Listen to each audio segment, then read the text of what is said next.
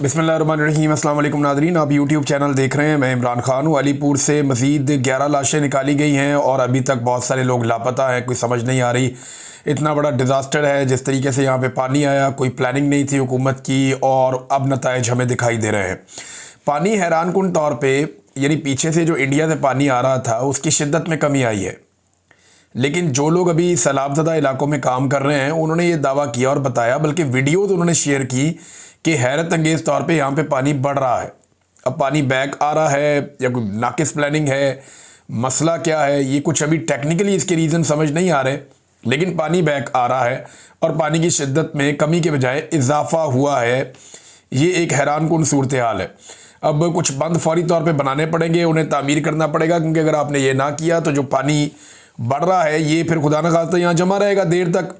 तो इन चीज़ों को मैनेज करने के लिए एक मुकम्मल प्लानिंग चाहिए होती है। देखिए अब ये लोग क्या करते हैं। मरीम नवाज़ ने जाना था अलीपुर, मैंने आपको पहले बताया था कि वहाँ पे सड़कों की मरहम पट्टी हो रही है, बड़ी ग्राउंड पे तैयारियाँ की जा रही हैं कि अलीपुर का दौरा वज़ीर आला को करवाया जाएगा। वह एक मखसूस एरिया को साफ़ किया गया, वहाँ पर एक बंद इन्वायरमेंट के अंदर जगह बनाई गई। उस बंद इन्वायरमेंट के अंदर जो जगह, यानी वो बंद माहौल था सारा का सारा, वहाँ पर अपनी मर्ज़ी के बंदे पहुँचाए गए और वो बच्चे और वो ख़वातीन जो नरम मुतासरीन हैं या कोई मुतासरीन नहीं भी है उनको वहाँ पहुँचाया गया कि मरीम नवाज़ वहाँ पे आए। उन्होंने आके वहाँ उनके साथ छोटी मोटी क्रिकेट भी खेली। इनके लिए ऐसा लगता है कि ये फ्लड और गरीबों की तबाही जो है वो एक एंटरटेनमेंट है। वहाँ लाशें निकल रही हैं, लोग जो हैं वो आंसू बहा रहे हैं, लोग एहतजाज कर रहे हैं और ये वहाँ पर अपना इंटरटेनमेंट कर रहे हैं। बिलावल ने भी इंटरटेनमेंट किया। यानी पंजाब में सैलाब आ रहा था तो मरीम नवाज़ जापान चली गई थी, और अब जब सिंध में सैलाब आ रहा है तो जरदारी फैमिली सारी चीन चली गई है। रिक्शों की तरह ये इस्तेमाल करते हैं एयरफोर्स के तैयारों को और प्राइवेट जेट्स को। मौजें लगी हुई है। इनमें और आम आदमी में बहुत फासला है, बहुत फ़र्क है। ये आम आदमी की तकलीफ़ को समझ ही नहीं सकते। आप अंदाज़ा करते हैं इन्होंने जहाँ पे आना होता है वहाँ पे अब वो मुजाहिरीन इकट्ठे होना शुरू हो गए। मुतासरीन जो सैलाब के मुतासरीन हैं उन्होंने कहा जी ठीक है वज़ीर आला आ रही है, कुछ लेते हैं उससे, अपने दुखड़े सुनाते हैं कि जनाब पानी कैसे आ गया, कैसे सब कुछ तबाह हो गया, तो हमें बचाने के लिए क्या किया जाए। मुतासरीन जो खुद मुतासर होता है उसको सबसे ज़्यादा पता होता है कि मुसीबत क्या है और उससे निकलना कैसे है। वो पहुंच गए वहाँ पे जहाँ वज़ीर आला ने आना था, उन्हें इत्तला मिल गई, फिर पुलिस ने उन पर वहाँ तशद्दुद किया। लोगों ने बाकायदा इसकी वीडियोज़ बना के डाली कि जनाब पुलिस ने हमारे ऊपर तशद्दुद किया, हमारी ख़वातीन को हरासा किया, हमें धक्के दिए, एक तो हमें सैलाब ने तबाह कर दिया, ऊपर से पुलिस भी हमारे साथ ज़्यादती कर रही है कि जनाब यहाँ पर मरीम नवाज़ ने आना है। यानी वो एक पुलिस वाले का, सीनियर ऑफिसर का स्टेटमेंट आ रहा था कि यहाँ ना तुम्हें राशन मिलना है ना कुछ और मिलना है, इधर तुम्हें धक्के ही मिलने हैं और इधर तुम्हें तशद्दुद ही होना है तुम पे और तुम्हें गालियाँ ही पड़नी है यहाँ पे। तो क्या कोई ऐसे भी मुखातिब हो सकता है आम और गरीब पाकिस्तानियों से? ये इंतहाई नामुनासिब है।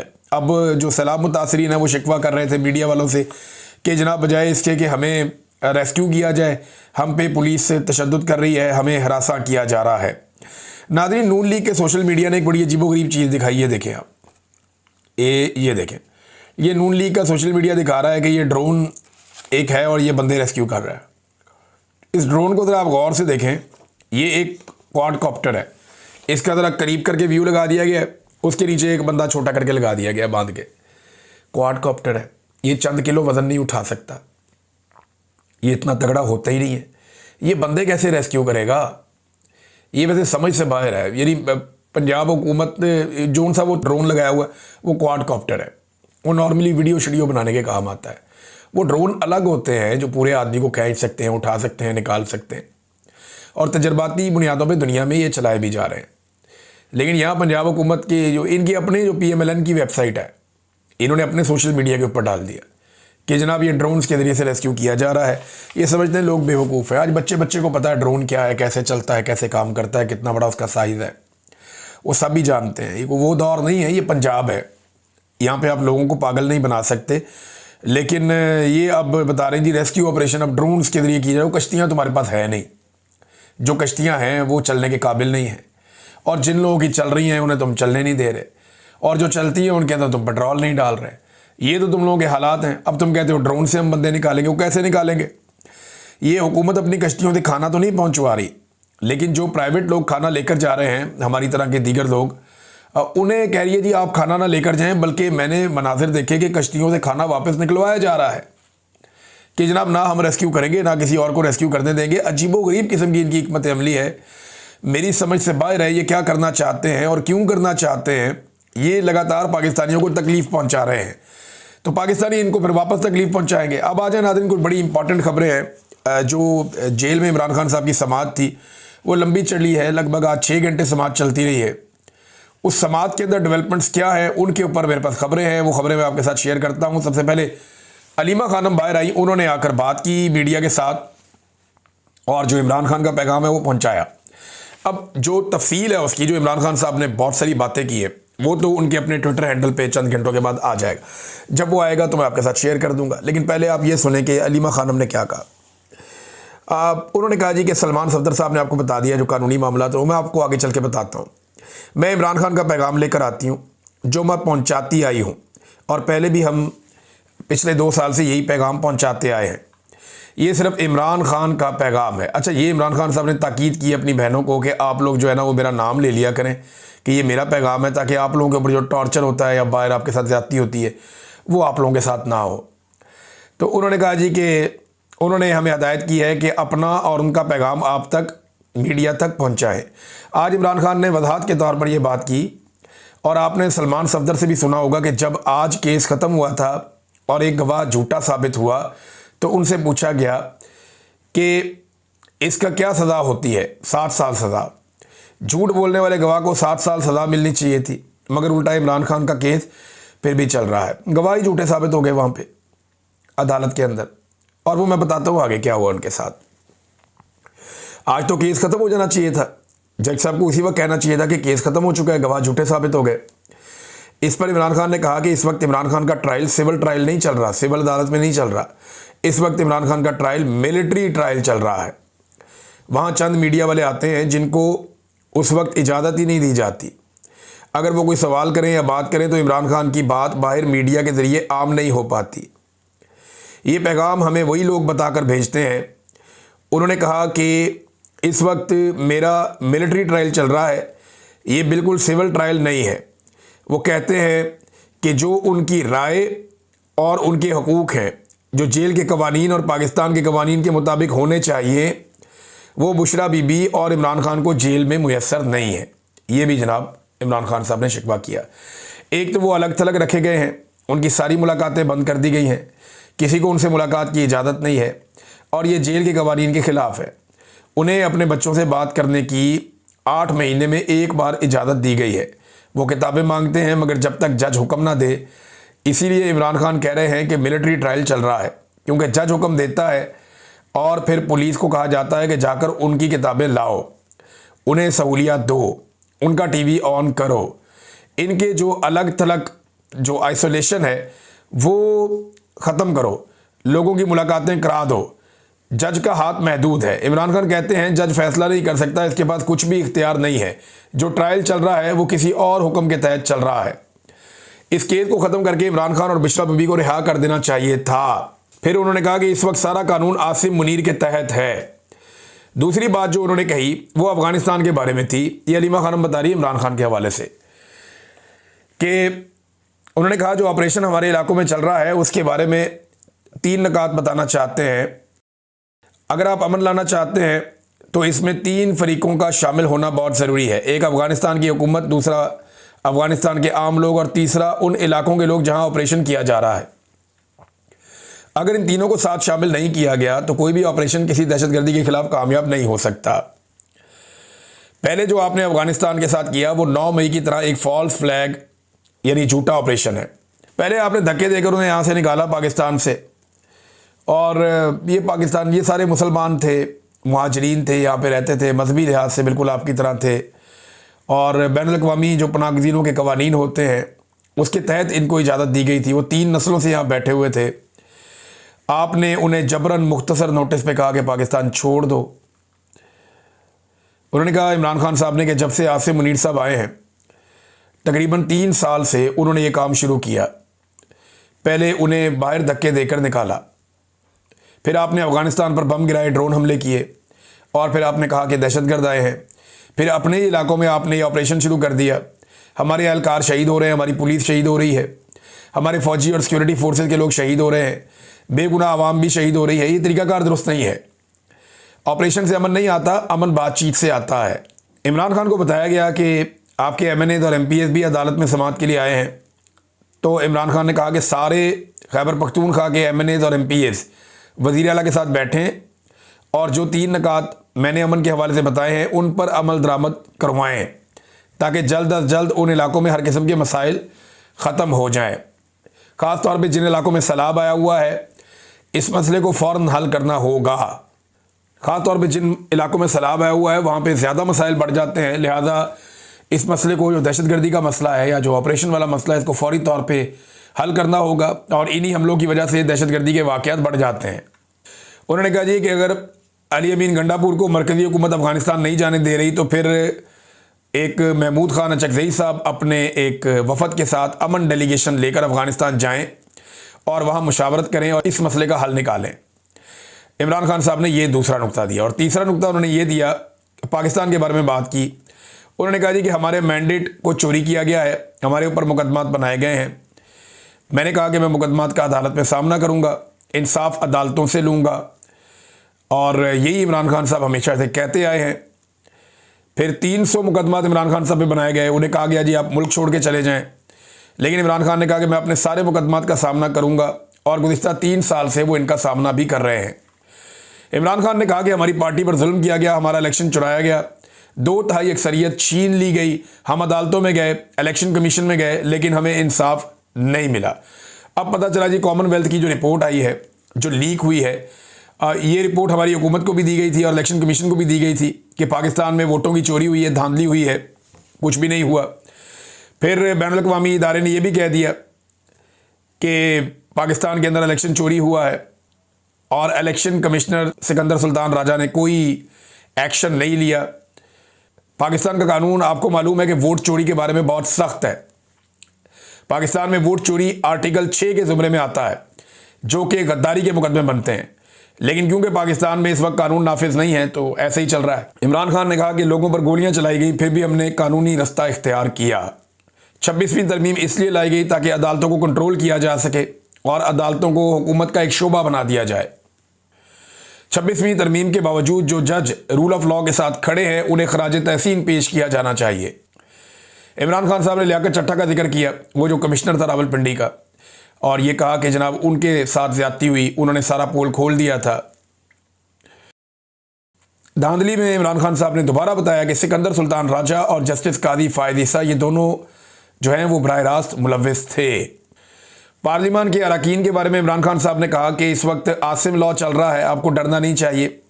आप एक फ़र्द वाहिद के खौफ से जो है वो डर के दब ना जाएं। अगर आप दबेंगे तो वो आपको और ज़्यादा दबाएंगे। अपने हक़ के लिए आप आवाज़ उठाएं और आप पाकिस्तानी लोगों की नुमाइंदगी कर रहे हैं। जेल से ना डरें, मैं खुद 2 साल से जेल में बैठा हुआ हूँ। जितना आप डरेंगे उतना ही आप पर जुल्म बढ़ा दिया जाएगा और आप डर रहे इसलिए उन्होंने कुचला है। उन्होंने कहा जी आपके लिए मुश्किलात पैदा की जाती हैं, जो मैं ट्वीट करता हूं या मेरे अकाउंट से जो ट्वीट आता है, मेरा पैगाम है कि इसको सारे रीट्वीट करें, तमाम एमएनएज और तमाम एमपीएज और पार्टी के लोग बस मेरे ट्वीट को रीट्वीट कर दिया करें ताकि सारे एक सफ़े पर मौजूद हों।